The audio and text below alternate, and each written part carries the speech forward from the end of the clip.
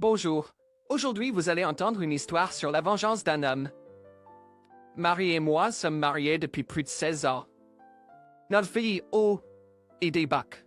Je me souviens très bien du jour où j'ai vu Mary pour la première fois.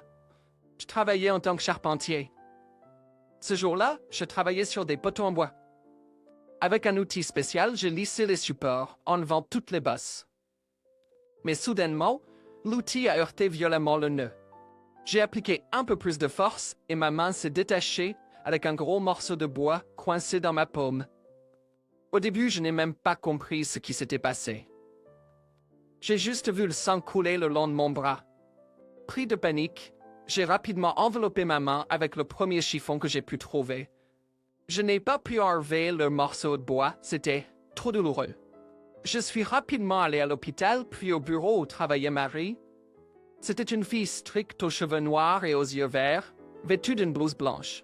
Mon cap, montre-moi ce que tu as m'entendre demander sérieusement. C'est un accident du travail, n'est-ce pas? A-t-elle ajouté en regardant ma main. Mon Dieu, comment cela est-il arrivé? Un arbre t'est tombé dessus? A-t-elle demandé anxieusement. Non, ma main a glissé du bois, et voilà le résultat. Ah, le pain, je suis juste un charpentier, j'expliquais. Il semble que les tendons et les veines soient intacts. Je te nomme pour une opération afin de retirer le morceau de bois, mais ne t'en fais pas, ce sera rapide. Nous allons anesthésier ton bras après cette injection, a-t-elle dit en essayant de me rassurer. J'ai immédiatement ressenti un soulagement lorsque mon bras a arrêté de palpiter douloureusement. Le morceau de bois a été retiré avec succès de ma main, et ensuite j'ai commencé à aller voir Mary pour les pansements. Alors Jonathan, montre-moi ta main, m'a-t-elle dit. Oui, Marie, regarde ici. Ça ne fait presque plus mal. Dis-moi, quand pourrais-je recommencer à travailler? J'ai demandé avec impatience d'être... Ne précipite pas les choses. Tu vois que tout guérit rapidement. Tes doigts se plient normalement? M'a-t-elle demandé. C'est un peu difficile de les bouger, j'ai admis. C'est normal et ça passera bientôt. Fais simplement les exercices que je t'ai donnés et tu pourras bientôt recommencer à travailler, m'a-t-elle rassuré. Merci beaucoup, Marie. J'ai une demande pour toi, dis-je sans t'embarrasser. Oui, Jonathan, qu'est-ce que c'est? Demanda-t-elle, regardant le journal médical sans lever les yeux. Aujourd'hui est le dernier jour de pansement, et je n'aurai plus besoin de venir te voir. Mais maintenant, j'aimerais t'inviter pour un café, seulement si ça ne te dérange pas, demandai-je nerveusement. Marie leva soudainement ses beaux et grands yeux et me regarda. Je figeais dans une anticipation gênante. C'est une offre intéressante. Peut-être que j'accepte, répondit-elle avec un sourire. Très bien, alors ce soir à ta convenance? Demandai-je, me sentant heureux et soulagé. Rencontrons-nous à 8h30 du soir, dans le parc près du premier monument, et ensuite nous déciderons où aller. D'accord? Oui, bien sûr. Je serai là à t'attendre, répondis-je, me sentant confus. Je sais pas ce qui m'a pris. J'ai tout de suite aimé Marie, mais il m'a fallu du temps pour rassembler le courage de l'inviter à sortir. J'étais préparé à ce qu'elle me rejette ou me fasse comprendre gentiment. Donc sa réponse positive m'a pris au dépourvu. Je devais avoir d'être un idiot incapable de trouver les bons mots. Mais j'étais ravi qu'elle ait accepté. Le soir, nous nous sommes retrouvés avec Marie. Elle était habillée d'une belle robe légère avec des fleurs bleues, ayant l'air incroyablement impressionnante. Je n'arrivais toujours pas à croire qu'elle ait accepté de sortir avec moi. Marie, tu es magnifique, dis-je avec admiration. Jonathan, je suis flatté que tu aimes ça. Tu as l'air très bien aussi, répondit Marie avec un sourire. Eh bien, je propose qu'on prenne un café au Café Jackson. Ils ont un délicieux cappuccino si tu aimes ce genre de boisson. Ensuite, on pourrait se promener sur les quais. Il y a un super endroit là-bas. Qu'est-ce que tu en penses, Jonathan? C'est ma boisson préférée, donc je suis d'accord. Super, alors allons-y, dis-je en levant mon bras plié. Marie prit ma main et nous avons passé une soirée délicieuse. J'ai réussi à surmonter ma timidité et mon insécurité, et nous avons beaucoup parlé et ri. Nous avons continué à sortir ensemble et nous nous sommes finalement mariés. Marie également à l'hôpital, tandis que je faisais des commandes privées. J'ai pris mon travail très au sérieux et j'ai aimé travailler avec le bois. J'adorais entrer dans mon atelier tôt le matin avec une tasse de café en inhalant l'arôme du café mélangé à l'odeur du bois. J'ai fabriqué une variété de choses en bois, y compris des meubles et d'autres designs. Ce travail était une bonne source de revenus pour moi, et chaque année mes services étaient de plus en plus demandés. J'ai agrandi mon atelier, qui s'est progressivement transformé en une petite production avec plus d'équipements et d'assistants. Mon entreprise prospérait. Tout semblait parfait, et rien ne pouvait interférer avec notre bonheur avec Mary. Mais ce n'était pas le cas. Chérie, j'ai des nouvelles, dit Mary en regardant avec admiration. Oui, Mary, quelles sont les nouvelles? J'ai demandé. Tu te souviens de Jake Mealy, mon bon ami? Il vient dans notre ville. Je t'en ai parlé avant. Je ne me souviens pas, Mary, ai-je répondu, me sentant confus. Allez, Jonathan, souviens-toi. Je t'ai parlé d'un camarade de classe riche, dont les parents sont décédés, lui laissant une grande fortune. Tu te souviens? Et ce gars-là? Oui, je me souviens. Et qu'est-ce qu'il va faire ici? Il veut ouvrir un restaurant avec nous, a dit Mary avec enthousiasme. Oui, alors, on va avoir des dîners gratuits maintenant? J'ai demandé en plaisantant. Jonathan n'est plus encore. Alors regarde, il veut construire tout le restaurant et tout ce qui contient en bois. Et devine qui va avoir beaucoup de travail bientôt. Avec de grands yeux et les mains posées sur son menton, Mary a demandé avec enthousiasme. Allez, est-ce qu'il veut sérieusement m'embaucher? C'est juste magnifique. Mais si tu n'avais pas mentionné qu'il est fabuleusement riche, il serait difficile pour moi de croire en un tel projet. Après tout, cela coûtera une fortune à notre époque. Mais s'il est prêt à payer, alors, je suis prêt à travailler. Dois-je te remercier?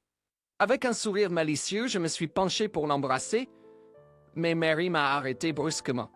Oui, Jonathan, exactement, mais pas maintenant. Il arrive bientôt et nous devons le rencontrer, donc pas de temps pour ça. Tu me remercieras plus tard. Maintenant, va prendre une douche. Dans quelques heures, nous devrons le voir. Comprenez-moi. Eh bien, nous sommes au restaurant Carlos Kess, Eka. La cuisine était assez savoureuse et le design était très intéressant en vert clair. Les gars, c'est génial de vous rencontrer. Marie, tu n'as pas changé d'un poil. Toujours aussi belle qu'avant. Et je vois que j'ai choisi le bon mari. Enchanté de te rencontrer, Jason, c'est bien ça? Jake a demandé, en tendant sa main avec un sourire jusqu'aux oreilles. Oui, c'est ça. Et toi, c'est Jake, n'est-ce pas? J'ai répondu en lui serrant la main. Oui, ta femme et moi nous entendions bien, mais en tant qu'amis. Alors, Jason, ne pense pas que je suis venu pour me remémorer le passé. Oui, je ne pense pas. Alors, pourquoi as-tu décidé de construire un restaurant dans notre ville? J'ai demandé à Jake. Vous avez des endroits incroyables. J'ai appris à l'esprit. Ça va être un succès. J'ai hâte de voir à quel point nous allons rendre cet endroit magnifique. Marie m'a dit que tu étais le spécialiste que je cherchais, et sans hésitation, j'ai décidé de faire appel à toi pour de l'aide. Ne t'inquiète pas pour l'argent, j'en ai plein. Je te rendrai riche si tu acceptes mon offre, Jake. Je serai heureux de t'aider et de m'assurer que tout soit impeccable. C'est génial, mais pour l'instant, mettons le travail de côté et relaxons-nous. Ça va être ce bon moment. Jake était parfait pour le rôle d'un homme riche. Il portait une chemise élégante et chère de couleur lait, d'excellents pantalons et des chaussures en cuir coûteuses qui semblaient toutes neuves. Mais surtout, son sourire impeccable a attiré mon attention. Ce gars ne s'est pas arrêté une minute, mais je n'ai rien remarqué d'étrange dans son comportement. Nous avons eu un merveilleux dîner de délicieuses pâtes avec une salade incroyable et avons bu du vin rouge. Après cette réunion, j'ai commencé à communiquer étroitement avec Jake en discutant du projet futur. Le travail a commencé petit à petit et j'ai travaillé dur, mais Jake n'était pas pressé de payer mon travail. Chérie, je suis un peu inquiet de travailler avec Jake. J'ai dit à Marie, chérie, qu'est-ce qui s'est passé? Marie a demandé. Ça fait plusieurs mois et Jake n'est pas pressé de payer, ne donnant que de petites avances. Dans des situations normales, j'aurais déjà arrêté de travailler avec une personne comme ça. Jonathan, ne t'en fais pas. Je connais très bien Jake. C'est un homme de parole. Juste beaucoup d'argent dépensé pour le matériel. Sois patient un peu et crois-moi, tu rembourseras en entier. J'en suis sûr. Eh bien, puisque tu le défends comme ça, je vais te croire sur parole. Je ne veux juste pas être trompé. Chérie, ne t'en fais pas. Sur ce projet, tu vas gagner une énorme somme d'argent. Très bientôt, nous réfléchirons à où dépenser cet argent. Marie exprimait sa confiance en elle. J'étais d'accord avec les paroles de Marie, mais j'étais quand même inquiet à l'idée qu'il y ait quelque chose de louche ici. Le temps a passé et le projet était presque prêt. C'était un magnifique bâtiment de 2 étages avec d'immenses fenêtres. Tout était fait en bois, les rondins étaient parfaitement assortis les uns aux autres. Toute la beauté du bois était exposée ici. Au 2e étage, il y avait une terrasse ouverte avec une vue magnifique sur la rivière. Il y avait aussi une terrasse au rez-de-chaussée qui était encore plus grande et tout cela était également fait en bois. La moitié du restaurant était au-dessus de l'eau. Il y avait un léger courant dans la rivière, mais il fallut travailler dur pour installer solidement les supports d'entrée. Maintenant, les invités peuvent profiter en toute sécurité de la belle nature locale. Un jour, Jake est venu me voir. « Écoute, Jonathan, j'adore ton travail. Je t'ai choisi en connaissance de cause. C'est agréable à entendre, Jake, mais maintenant, tu peux me rembourser complètement. » J'ai demandé anxieusement. « Je voulais juste te parler de ça. J'ai quelques problèmes en ce moment. Je vends des biens immobiliers et la transaction est en suspens. Et je voulais mettre de côté l'argent de cette transaction pour te payer en entier. Jake, je suis désolé, mais c'est pas comme ça que ça se passe. Tu m'as trompé pendant très longtemps. Marie m'a assuré que tu étais une personne fiable et que tu ne me laisserais pas tomber. C'est pourquoi j'ai accepté d'attendre. Mais maintenant, tu franchis toutes les limites. Jason, calme-toi. Pas besoin d'être aussi nerveux. Laisse-moi te donner ton argent. Eh bien, attends un peu plus et j'aurai une récompense supplémentaire pour cette situation désagréable. J'espère, Jake, que je n'aurai pas à attendre longtemps. Les paroles de Jake m'ont vraiment énervé. Il était évident qu'il était toujours cet enfoiré qui m'avait juste trompé. Mais pourquoi Marie a-t-elle pris sa défense? Je ne faisais plus confiance à Jake, malgré les tentatives constantes de Mary pour me convaincre du contraire. J'ai décidé de rassembler l'information sur Jake. J'ai dit à Marie que j'avais besoin de quitter la ville pendant quelques jours pour discuter d'un nouveau projet et j'ai secrètement prévu d'en savoir plus sur Jake. À la demande de Jack, j'ai fini une chambre pour que Jake puisse y vivre pendant un certain temps au restaurant. Il a vraiment apprécié la nature locale et voulait passer du temps entouré de sa beauté. Jake avait déjà déménagé ses affaires là-bas, alors j'ai attendu un moment où il ne serait pas là pour fouiller dans ses affaires. J'étais déterminé à trouver quelque chose de compromettant. Alors que la journée touchait à sa fin, j'ai surveillé le restaurant à proximité.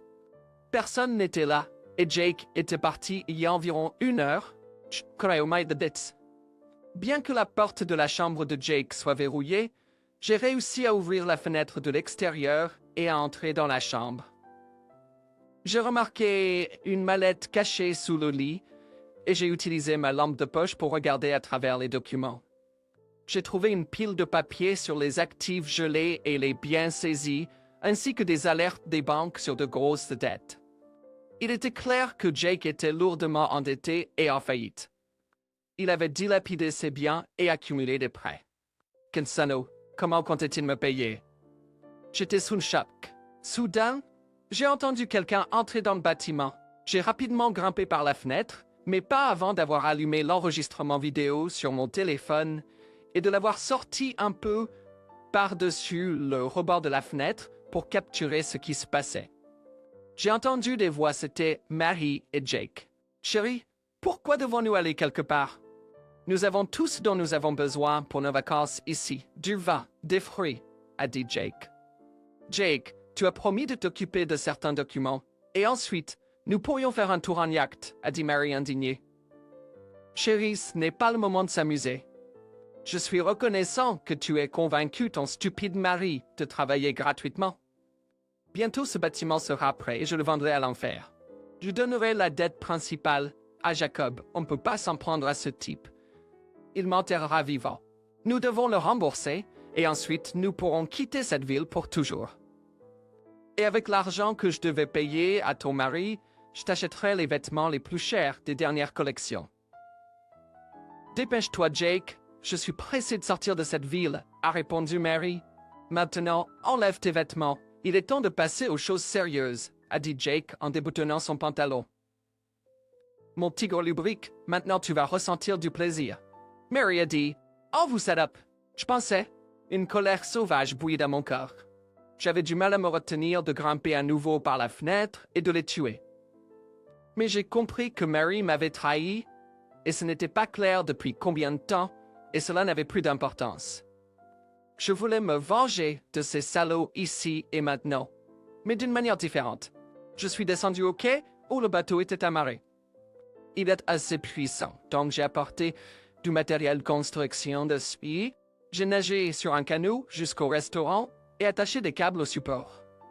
Salopard, vous pouvez regarder par la fenêtre, j'ai crié dans le haut-parleur. Tcheza? Que fais-tu? J'ai quitté Bozarned. Tais-toi, salaud. Marie, tu peux pas te cacher. Je vous ai vu, salope. Et je t'ai entendu, Sting. Est-ce que vous transportez? Personne n'est ici, Jake a crié. Nous allons le voir maintenant. Tu ne rembourseras pas ta dette envers Jacob. Je sais tout. Tes plans d'espoir ne sont pas destinés à se réaliser. Tu répondras de tout. Et de toi, créature pourrie, tu n'as pas besoin de rentrer à la maison. Nous divorçons. Et avec ce salaud, tu ne connaîtras pas le bonheur. Tu n'auras pas d'argent. Beau voyage monstre, j'ai crié et tiré sur les câbles. La structure a cédé et a vacillé. Je savais parfaitement où il fallait appliquer la force. Et tout le bâtiment s'est effondré. Ces salauds ont survécu, mais ils ont suivi la maison en ruine dans l'eau. Ils ont crié, agitant les bras, mais je m'en fichais. Le restaurant était détruit. Par le biais de connaissances, j'ai appris que des gens sérieux étaient venus chercher Jake et l'ont emmené, ne voulant pas écouter ses excuses. J'ai divorcé de Mary en la laissant sans rien, car mon entreprise était initialement assurée contre de telles situations. La rumeur sur son infidélité honteuse avec ce scélérat s'est rapidement répandue dans notre ville, donc elle a dû partir. J'ai pris le matériel de construction dispersé le long de la rive, comme compensation. De leur part, j'ai réussi à construire une belle maison que j'ai vendue pour une somme décente. Maintenant, j'ai eu une augmentation décente pour ma future pension. Chers auditeurs, votre soutien est très important pour nous. Si vous aimez notre histoire, veuillez aimer, commenter et vous abonner. C'est très motivant pour nous. Nous avons besoin de vos commentaires pour améliorer notre contenu.